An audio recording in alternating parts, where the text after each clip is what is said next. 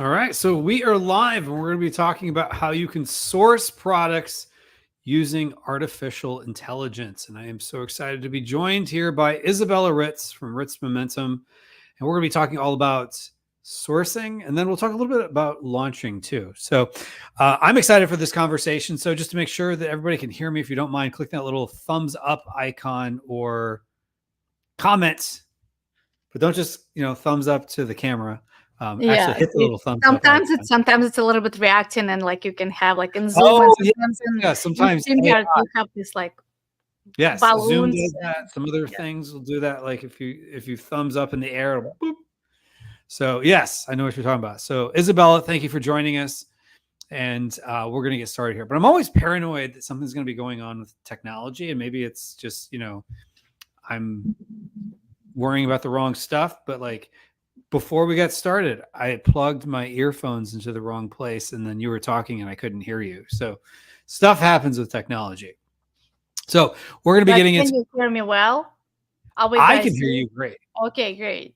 Now that I'm plugged into the right spot, but before I wasn't. Okay. So anyway, on that note, we're going to be getting into your questions and how you can find products that will be successful.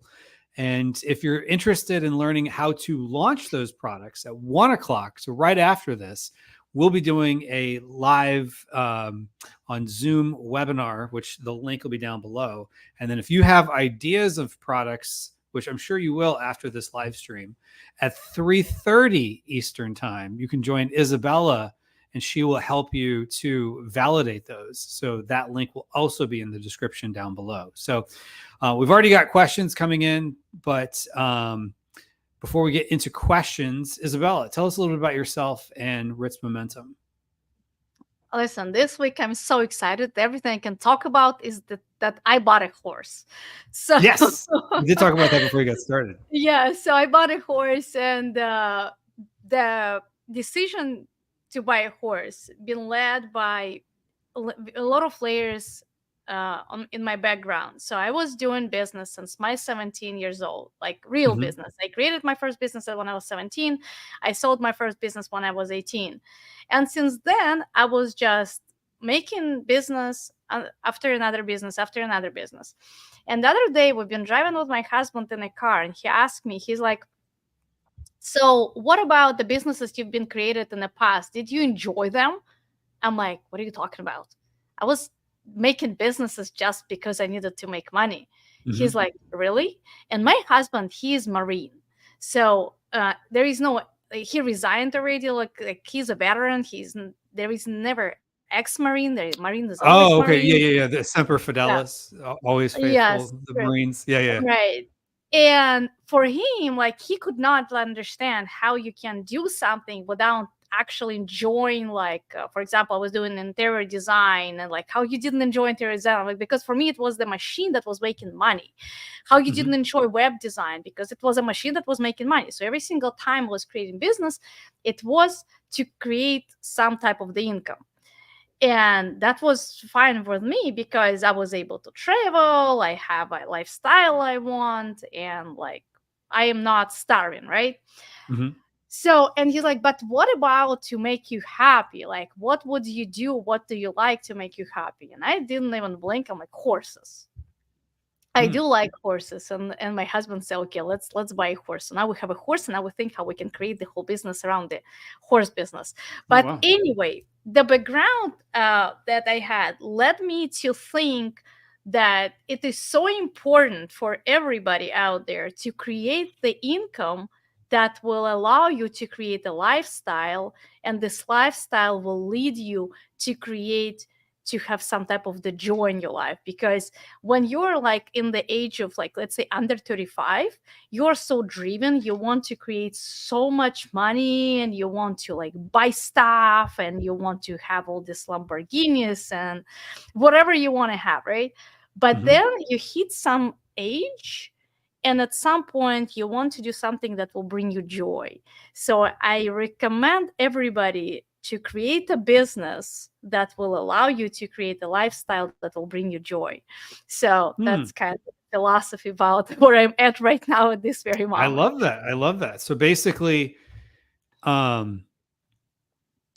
find what makes you happy and build a business around it? Am I And kind of build a business around it when you okay. already have a lifestyle, because it is definitely hard to create joyful venture and make money out of it when you never did business in the past. You're looking for the opportunity that will bring you some income.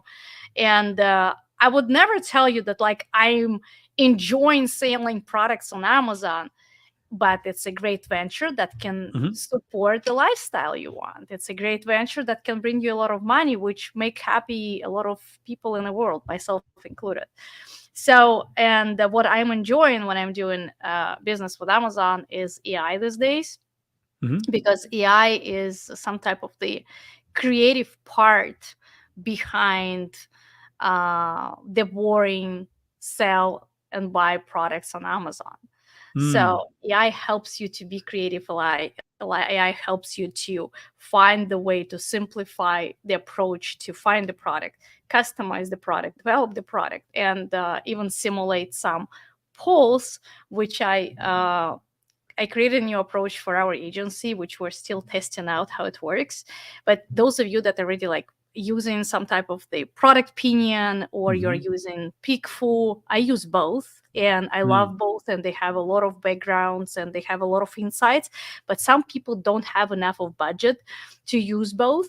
So you guys can create a simulation with ChatGPT that will give you pretty much similar insights. So I can share this today if somebody wants to.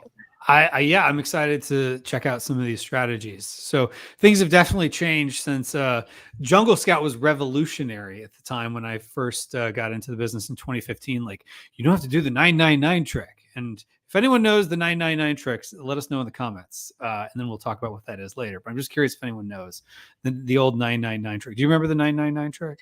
My trick is 30 30 30. Oh, 30 30 30. It's the same thing. So whether it's 999 or 30 30 30, there's little tactics people used to use back in the day. So we've got a few comments starting to come in. Feel free to ask your questions in here, folks. Carmen Lupu says, hi. Talha Remen says, how to use AI find profitable products. We will get into that. We can do that today. Yeah. Yes, you are in the right spots. Yeah. We'll get into some of the questions here momentarily, but Amit says, peace. I guess excited to be here. Luis, excuse me, Haywood says, excited to be here. And Gisela says, I'm getting many IP, I guess, complaints from OA products, so online arbitrage, selling other people's products. So tired of losing inventory in days or even months of deactivations. How could I possibly avoid it? So I guess with that, we're going to be talking about ways to build your own products so you don't have to worry about that. Am I right, Isabella? Yeah. Well, I do believe some type of these approaches like online arbitrage works. It definitely works for some people. It definitely works if you do, let's say, you have D2C website. And recently I was shopping to buy one of the businesses, one of the e-com businesses. And I found one of the business. I'm under NDA, so I cannot tell you which businesses it is, but the person was able to build a business around drop shipping by having D2C website.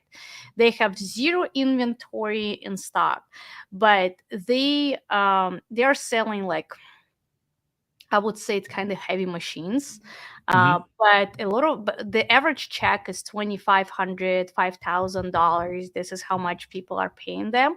Their margins are about 25%, and everything they do is just driving traffic to their D2C website, and they're working with suppliers here in the United States and Canada. And those suppliers are just shipping this inventory to their customers, and they've been able to build a huge business behind it. But it's not going to work with Amazon, because with Amazon you have to have the inventory in stock on your warehouse. So you can't do this dropship model because it's going to be illegal. Not illegal. It's against Amazon TOS. It's not illegal. It's against Amazon TOS. So if you're building something around your D2C website, you kind of can do it, and you can become successful if you're like niche, like these people are. And they're selling this business, by the way, for $3.5 million. And the margins are phenomenal. So anyway, But if you want to be secure, you have to build kind of legacy, because you have to sell your product on your platform, and you have to own your customer. Amazon provided you customers. You own the product, so if something will happen with Amazon, you can always transition somewhere else. These days we have plenty of platforms where we can do that. And on top, just think long term, because when you are doing someone else's business on someone else's platform, you don't own anything. You own transaction.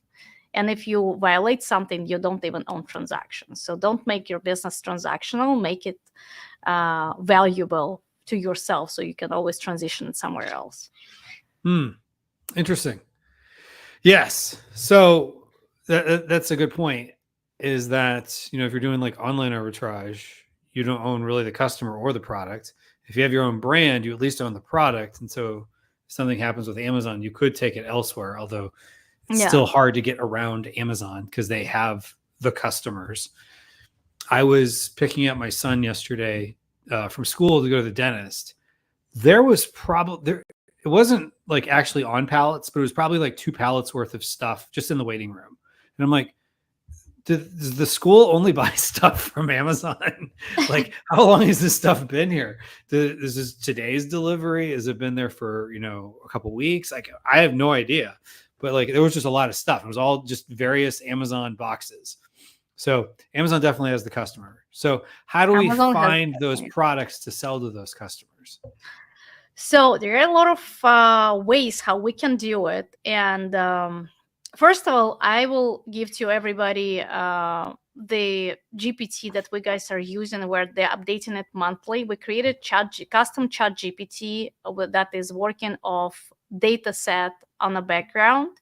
And this chat GPT will will lead you through several questions, and it will start finding products you want to.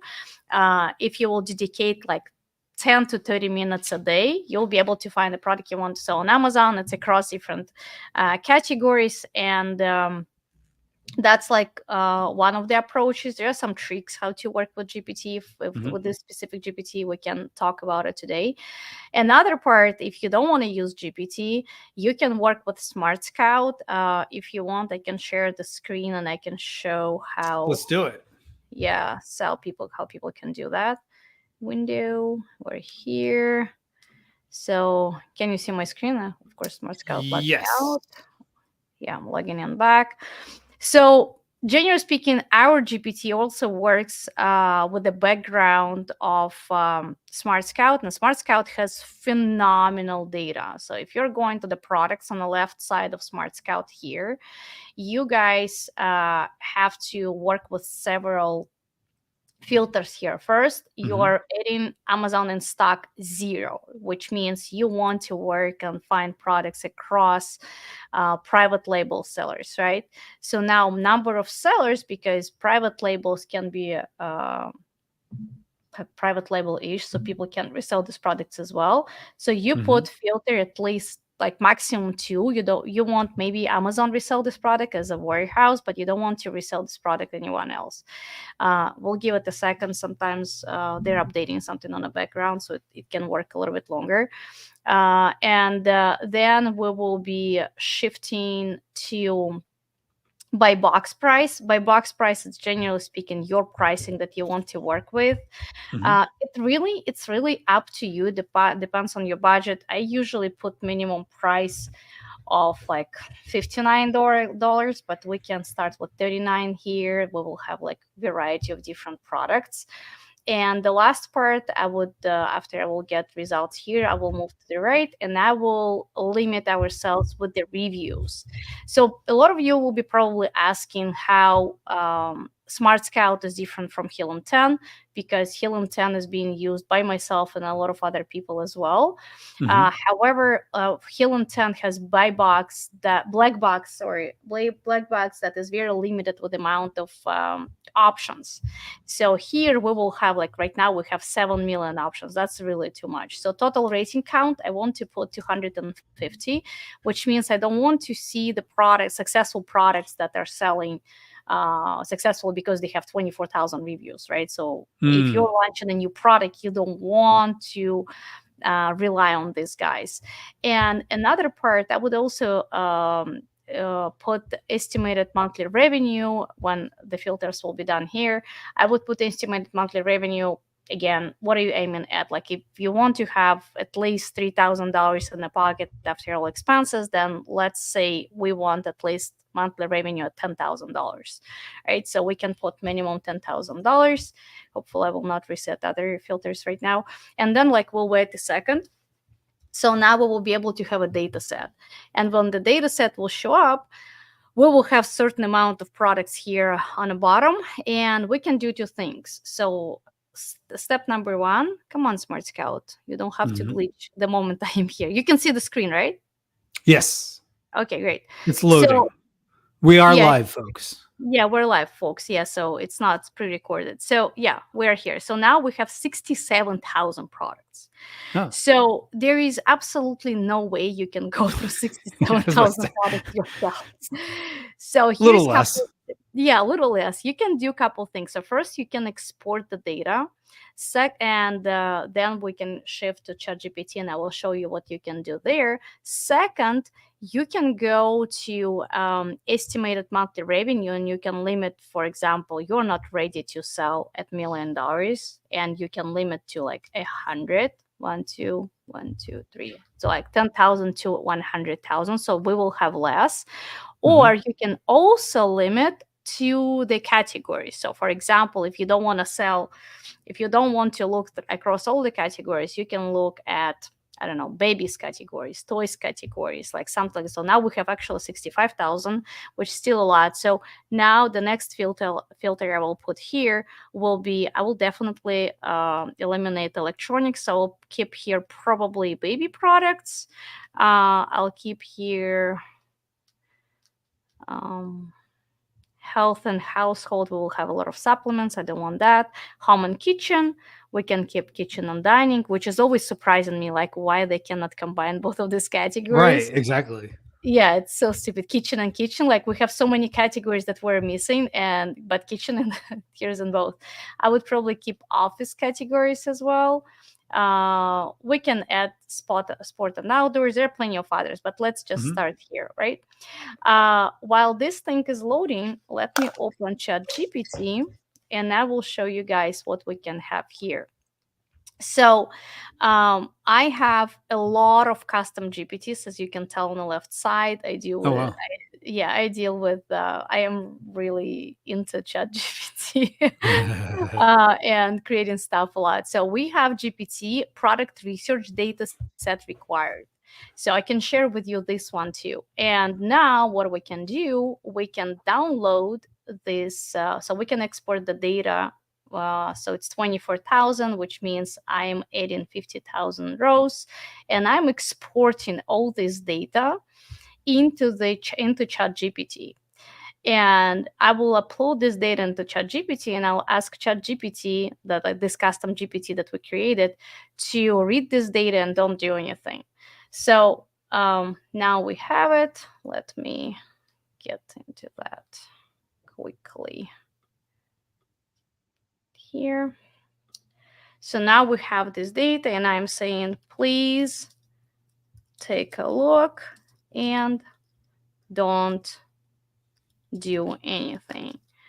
So now the data set will be uploaded, and GPT will start thinking and analyzing that. So now he's saying, let me know if you'd like any recommendations based on the specific criteria, such as product category, price range, or other preferences. I'm here to help you explore the options for potential products to sell on Amazon. So he already knows what are you going to ask him. And we can say, I am looking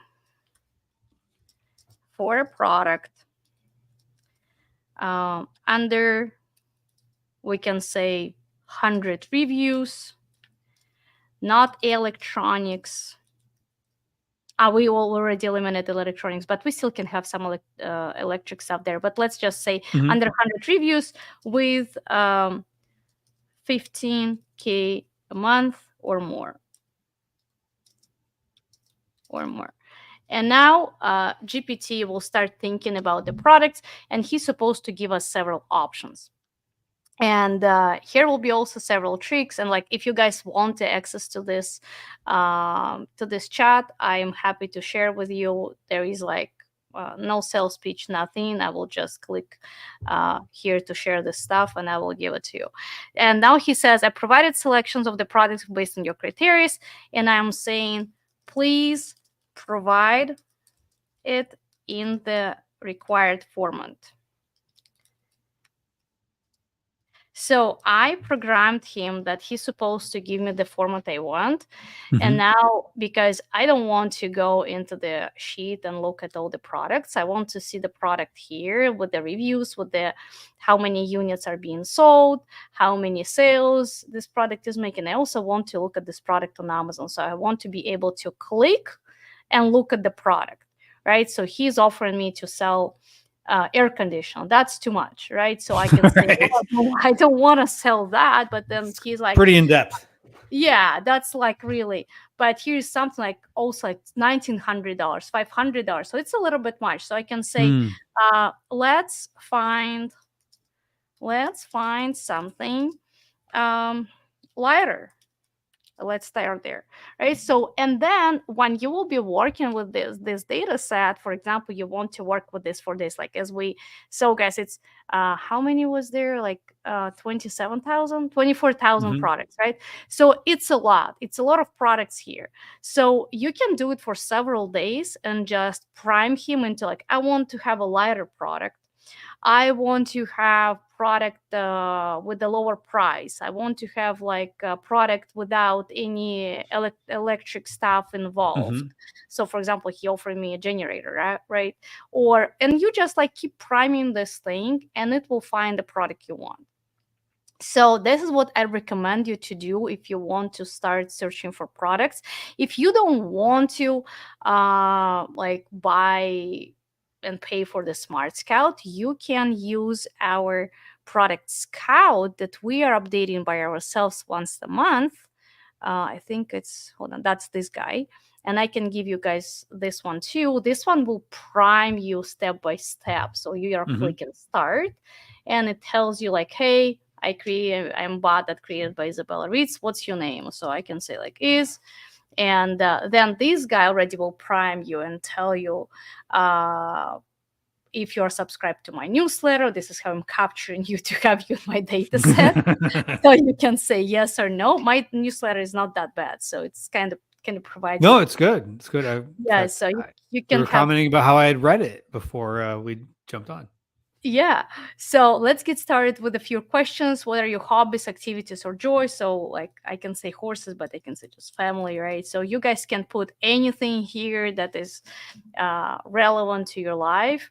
It's asking you if like what are your financial goals, because based on these goals, he will try to find a product that will kind of tailor to this amount and will have potential to be sold at this amount and scale to this amount.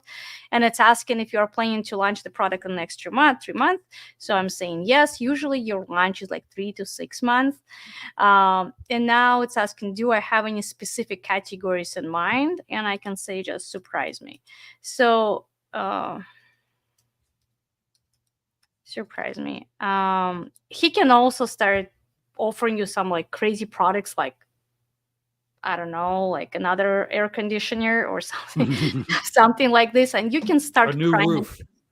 Yeah, so you can just start priming him like, I don't like this, offer something else, and then offer something else. He can tell you he needs some time to like think about it, and then he keeps analyzing. So keep in mind it's a machine. Machine can like glitch and like do some additional work, but then he will provide you pretty much in the same format as we just looked at a different data set, and that's free, so you don't have to pay anybody, and this data is being updated monthly. So if you're looking to like, I'm going to search for products for a month, this is what you can do. And now he's like, yeah, I found for you travel trailer RV cover. That's actually decent. Like, look, 26,000, 174 reviews. Let's take a look at this product on Amazon.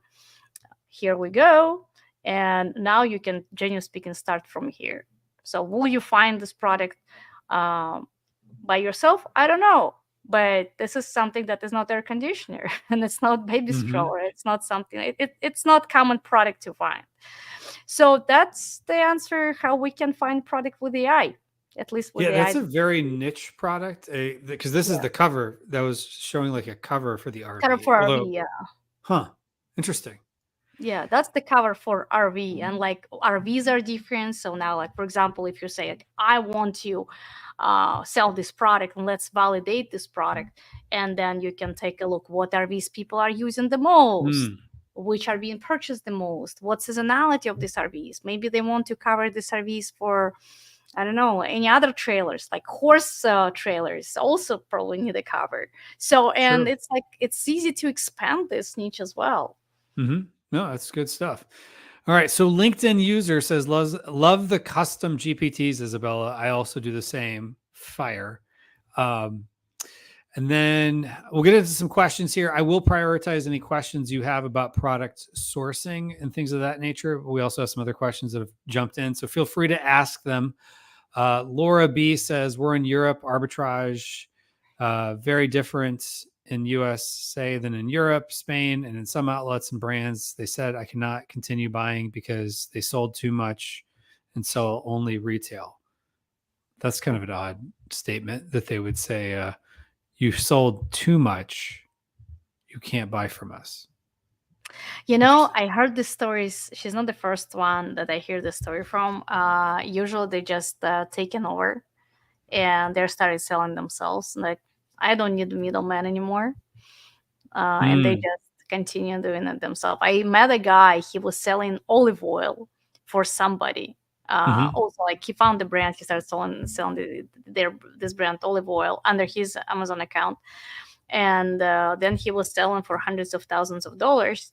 And the owner of the brand told him, like, no, I don't need you anymore. Now I'm going to sell myself. And he filed the IP to Amazon saying, like, no, this guy is not allowed to sell my product.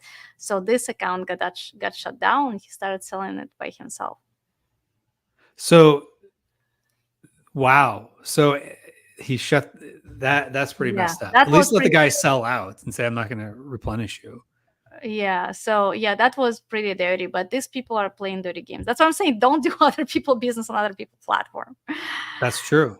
That's true. All right. So Gustavo says, what are the sources, procedures to find products that you recommend in order not to follow trends? Now, you kind of, this question is from before you showed your GPT. Yeah. So it's one way to kind of analyze the data. But that is one thing, is that a lot of people talk about trends. Yeah, that's a great question. You know, I think I saw actually today or yesterday, Jeff Bezos interview when somebody asked him what he thinks about trends. And he said, don't go after trends, because if it's a trend, there are a lot of people that are already trying to get onto this trend.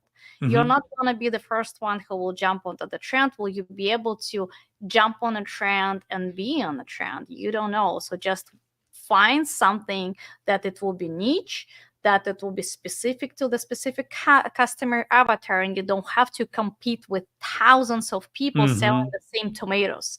That's like the always example. Like, let's say it's a season of strawberry, and now our farmers are on the market, on a fresh market every week selling strawberries. So if it's gonna be 150 farmers selling strawberries, and people are buying usually from first 10, you're gonna be at the end and you're gonna jump and like, I also sell strawberries, come to me and buy it. You put so much effort, investments, you've been fertilizing your strawberries, and now nobody won't buy it because you're all the way at the end of the line. So don't do that.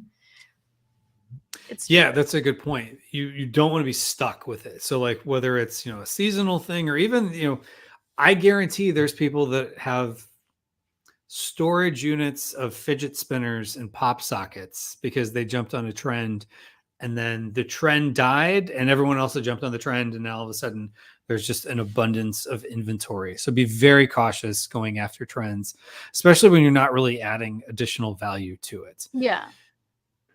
All right. So other questions we have here is, what about bundles? Oh, yeah. So we have a question here about bundles, and I'll get to another question from the very beginning.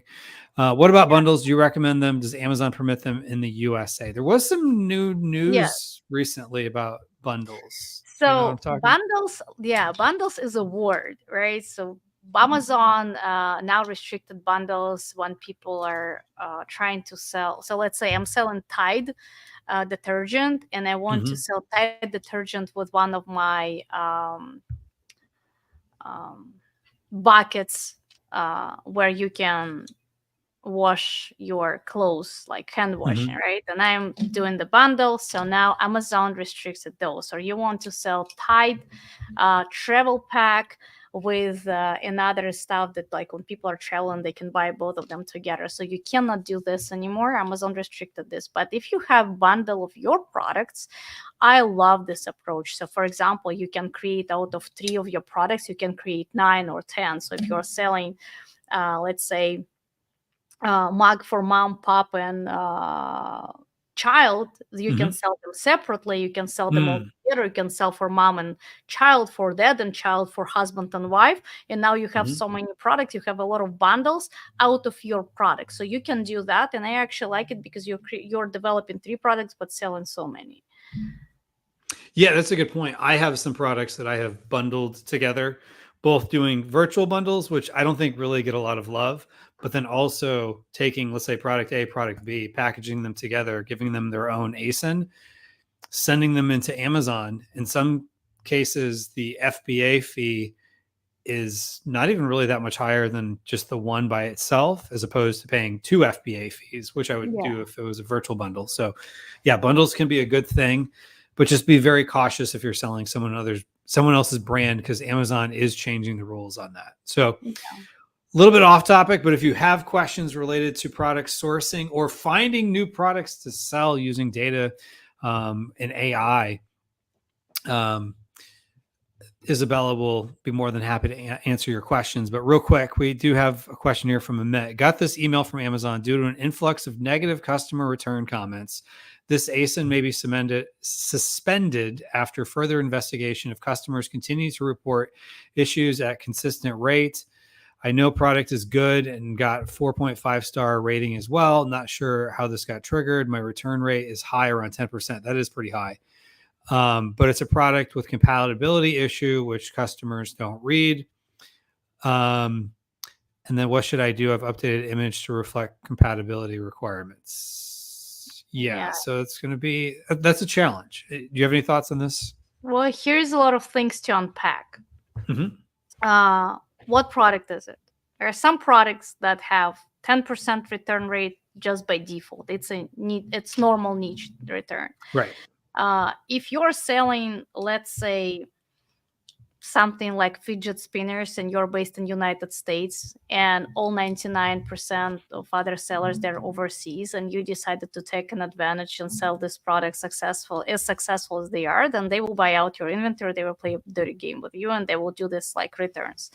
So just first take a look at Amazon Product Opportunity Explorer and find out if your product return rate is across the niche normal. So 10% is a lot, but some niches actually 10 to 20%, and it's normal for them. So find out about this first. Second of all, look at the buyers that are doing their returns. Is it the repeat customer?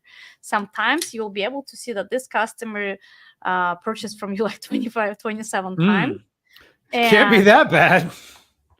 Listen, I was in this situation in my very, very beginning journey, and I saw it with other people as well. You just have a competitor that keep doing that.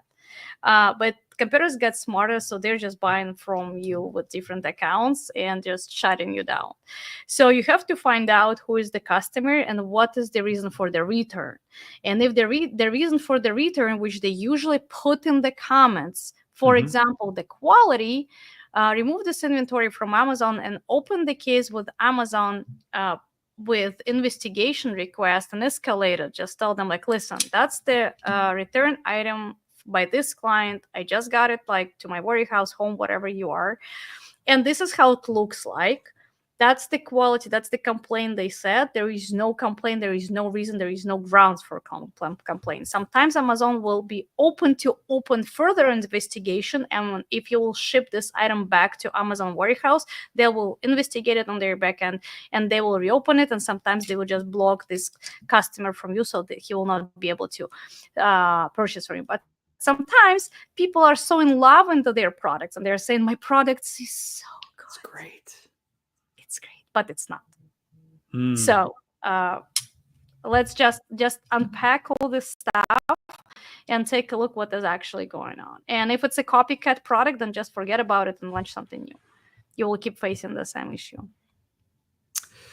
Yeah. So definitely everything that Isabella just said, I would go into voice of the customer, take a look in there, see, you know, what is it? Because it could, if you start noticing there's a consistent something or other, and I've had weird things happen before where I've got, let's say, 2 different products and people are saying, hey, I ordered product A, but it says the message on product B. Now they didn't describe it that way, but I could tell that was going on, and vice versa. And Amazon had decided to relabel the products just on their own. That could be happening here too. So you want to do that, but definitely do a test, at least multi-channel fulfillment order. Don't test buy it under your own account. That could get you in trouble, but yeah, definitely dig into why that's happening. 100%. It could be one of many things, but all right. So what other questions do folks have regarding how to source a product? So let me ask a couple follow-ups to what you showed us earlier. And maybe this is something that they can learn at your 3:30 training today, which we will have a link to, they can sign up to, as well as our 1 o'clock training. So you can have lots of trainings on how to find the product with Isabella and how to launch it with my Amazon guy. But let's say they have, the AI gave them some recommendations. They're like, oh, okay, I like this RV cover, which is the example you gave here a few minutes ago. Then what? Like, what are some things they do to validate that ChatGPT is giving them the right information? Whether it's using tools or find an idea, it's just like 5%. Right. Now you have to validate it. So when your guys go into the validation process, how much time do we have? We've probably got, let's say, at least 10 minutes to do like a quick little validation of some sort. Yeah, let's just do a quick little validation. So the easiest way, if you don't want to pay to any additional software, just go to Amazon Product Opportunity Explorer and put their RV cover, right? So we don't want to go into like any specifics. We're just going to RV cover, and we want to take a look what kind of RV colors are selling, covers are selling. But first thing, I'll go to the insights, and I will take a look at the amount of new sellers and successful sellers. So I see here that across this niche, I have 36 new sellers, and only 23 of them got successful. So 13 sellers did not figure out how to sell this product to be successful with this product. So now I have 572,000 keywords aggregate, searches per year for the RV cover. Now I want to take a look at the search terms, and I want to see the amount of the top click products. So I have 79 top click products, which means everyone else that is trying to sell, they're not really competitors. So if you will go on Amazon, you will just go through the search page results and you're like, oh my God, there are so many people selling it. Just don't bother about those guys. Just look at this. Who are those top click products and what conversion do they have? So top click doesn't mean top purchased, right? So now what kind of keywords we have here? Maybe you have something niche like travel trail cover 27/30 feet. And this one has just 14,000 searches per year. But maybe this one fit with somebody else, like this one, travel trail 30 feet, right? So it's total already 30,000, right? 30,000 keywords. If those two are common enough, then probably RV cover 26/28 also comes to this one, and then it's going to be 63,000, right? So you have to kind of calculate what type of the keywords and their specific product you can have. Now we're going to the right side, and here is the interesting part. Which product Amazon recognizes for this specific keyword. And now I can see different ASINs, but it's exactly same product, right? So, and on the right side, on here, this side, it's the same brand, right? So Amazon recognizes the same brand, how likely its variations. But on another side, how many people, after they click on this RV cover and got to this specific ASIN, how many people converted into the sale? Boom, 0.35%. Which means if we have such a low conversion rate per keyword, that means we have a pretty good opportunity to discover what can we do better on the market. So those 13 that were not, or how many of those, sorry, 13 people that were not successful for the past year, how can we be successful selling this product and have this higher conversion rate? Because, for example, higher conversion rate 1.53% is here for travel trailer cover 27/30 feet. Very specific keyword. People were growth 134%, probably because we're just out of the camping season coming out. So, and this product was converting the most. So how can you make another cover for this trailer that can convert better than this one? And it's just one, or you can convert as good as. So you're going to this listing, you're assessing how many sales he is doing, how good he is doing, what else you can do to make it better, blah, blah, blah. But first thing, you have to find out if there is any other keywords and any other products that are converting better than 1.5 or at least more than 1%. Horrible conversion rate is under 1%. Some conversions here like really 0.14. Waterproof. So probably if you will make them waterproof, you will convert better, others as well. So just take a look at any opportunity to get another feature, to have another feature in your product. And then another one is converting for 1.62. So probably if you will be working with the specific sizes for the specific trailers, this is maybe where you will be able to be successful with a specific product. And then you are going to the purchase drivers and you are looking what is off here. So for example, 64% of people are not satisfied with some type of the trailer cover, and we don't know why, but we have to find out, right? So here's like everything that is negatively affected people's experience. Here, everything that is positively affected. So this is everything that you should use and reapply to the product you're developing. This stuff that you're supposed to avoid. And if you don't know what is gray color, why it's affecting negatively, then you're going, guys, to Voc AI. And that's another thing that can help you really to make it better. So we can go to the IV cover. We will not be able to like probably assess this in full, but if we're going to RV cover, that's weird. RV cover, no, it's wrong product. So, and then you are, yeah, this is the one. So then you're picking the products for RV cover on Amazon, and then Voc AI will analyze these products for you, and Voc AI will tell you what's bad and wrong about this product and how you can make this product better. So analyzer, and then AI will analyze, oops, sorry, I didn't show that, right? Okay, I was about to ask. Yes. Yeah. Sorry. So I just picked this RV cover here, and then it started like analyzing for me. I picked the products I want to analyze. So we can look at one of the examples that we've been recently analyzing. So for example, this restaurant high chair, which actually has only one competitor on the market. And this product, when Voc AI will analyze it in full for you, this one, you can see it right now. Yes? Yeah, so you can see. Yeah.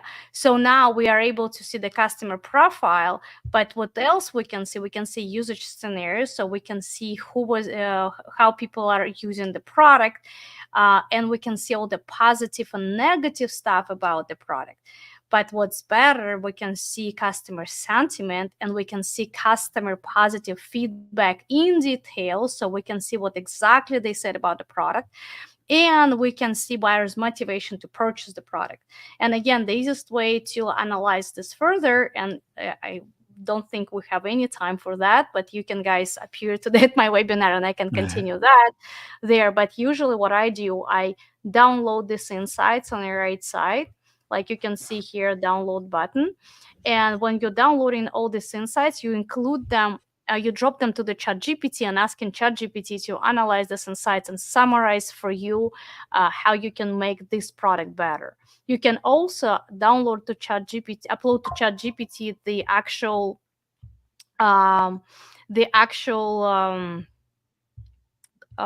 picture of your competitor with those insights, and ask how you, based on these insights, you can make this product better than your competitor.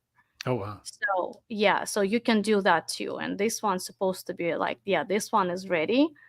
And this is where we can see the insights about this product, and we can see like where this product is being used, who was primarily using, what is this product is facing, right? And again, who primarily buying, what is being used for, usage scenario, like everything. And then this is how you're able to, generally speaking, get the insights about the product you're trying to validate. That's like super fast on the surfaces what you can do with the product validation and what direction you are taking. It's a lot, I know. So you can just watch the recording. Yeah, exactly. So, all right. So if they want to, you're going to have at 3:30 a webinar, which we'll have a link to down below. So if you want, you'll be showing people how to validate their product ideas. Yeah, awesome. You can just come onto the webinar, tell me, listen, I am planning to sell RV cover. Can you tell me if it's a good or bad idea? And I will validate this product in front of you. I will pick several people with the several ideas, and we'll make a decision together if it's a great idea or not to sell this product on Amazon. Nice. Awesome. And then another question, Manuel asks, the product research model data set is currently a publicly available model. I'm assuming this is about your... Yeah, I will give you guys right now the access to this GPT. You can also find it if you'll go to GPT and find Amazon Product Scout, but I will share with you. Give me a second.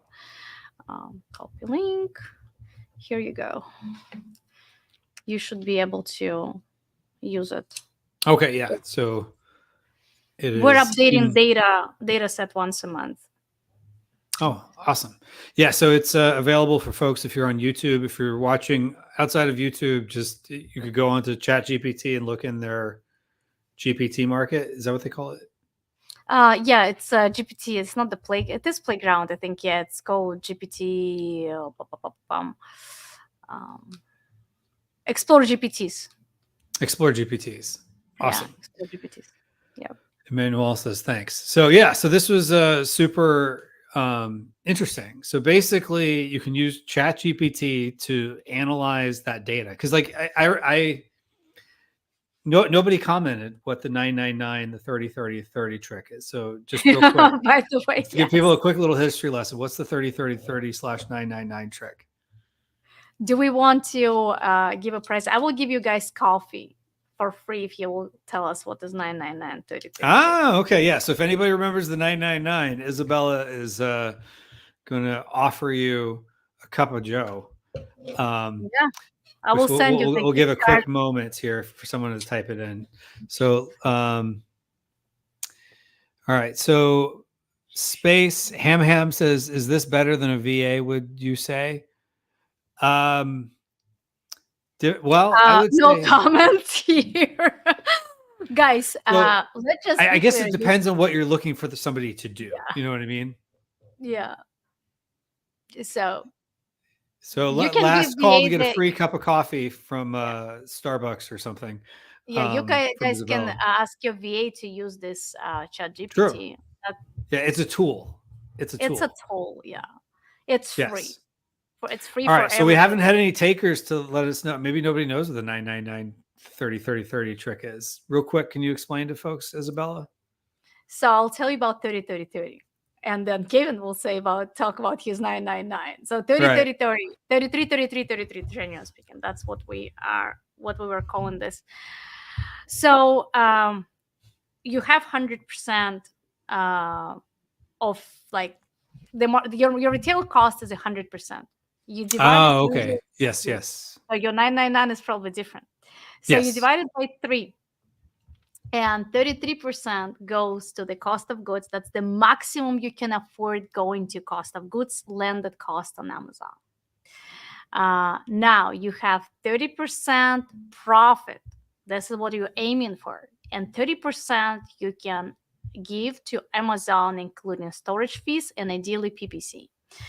Or you can split this PPC campaign and marketing in between 30% that's included into the Amazon fees and your profit margin. So that this way you kind of cutting from both sides. But you cannot stay less than 15 to 20% in profit.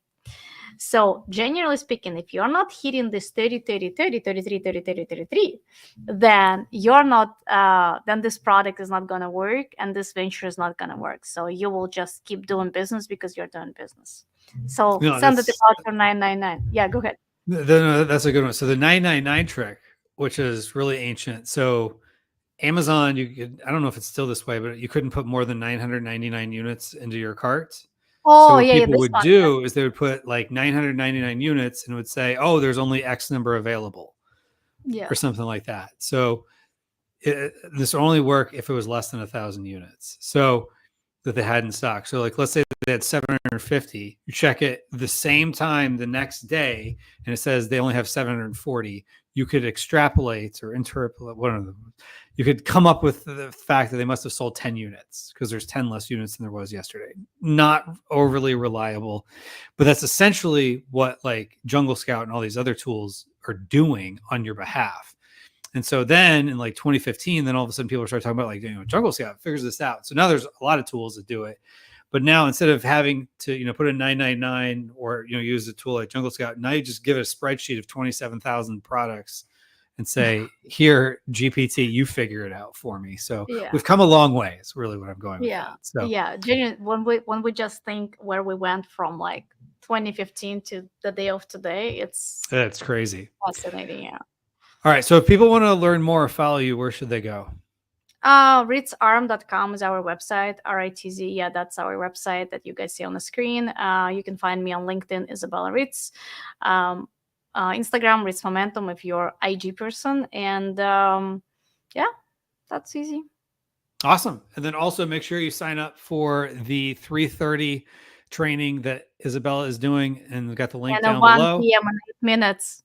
Yeah, in 8 minutes. So I have enough time to stand up and stretch real quick before we do our next webinar, which will not be publicly available, and it will be over a Zoom webinar, which I think is what you're doing yours on as well. So although we're doing different streams at different times. So make sure you check out both because you can learn how to validate your product and we'll teach you how to launch it. So with that, Isabella, thank you so much for sharing your knowledge and some cool stuff you can do with AI. Always. Thank you. Thank you for having me.